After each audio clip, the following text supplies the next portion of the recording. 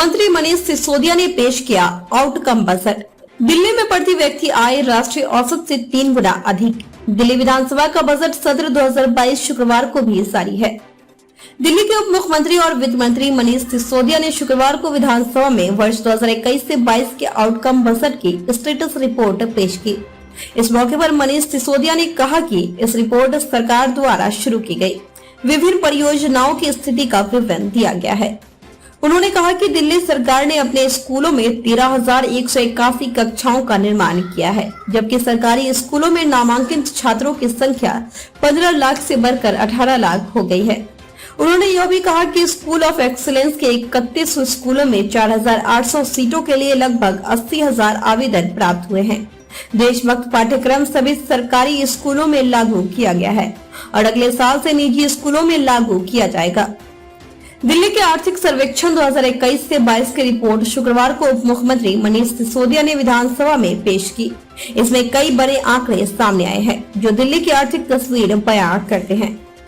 सर्वे के मुताबिक दिल्ली में 2021 से 22 में प्रति व्यक्ति आय सालाना आधार पर 16.81% बढ़कर 4,01,982 रुपए हो गई है। दिल्ली में प्रति व्यक्ति आय राष्ट्रीय औसत से 3 गुना अधिक है। वहीं सर्वे रिपोर्ट के मुताबिक प्रति व्यक्ति आय के मामले में सिक्किम और गोवा के बाद तीसरे स्थान पर दिल्ली है।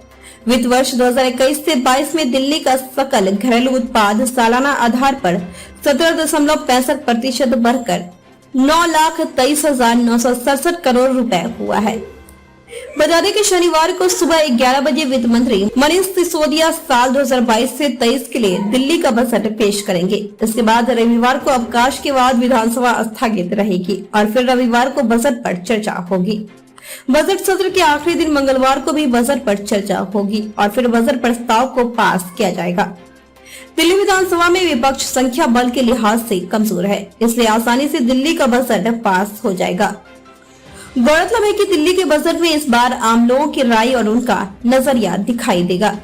फरवरी में दिल्ली के वित्त मंत्री मनीष सिसोदिया ने कहा था कि दिल्ली सरकार की 2022 से 23 के वार्षिक बजट में शहर की आर्थिक प्रगति और रोजगार के अवसर पैदा करने का रोड मैप होगा।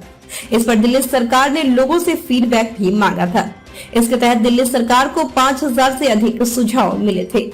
इन सुझावों में नया विशेष आर्थिक क्षेत्र बनाना, दिल्ली को एक IT हब के रूप में विकसित करना, नए अकुशल श्रमिकों के कौशल को बढ़ाने की सलाह शामिल थी।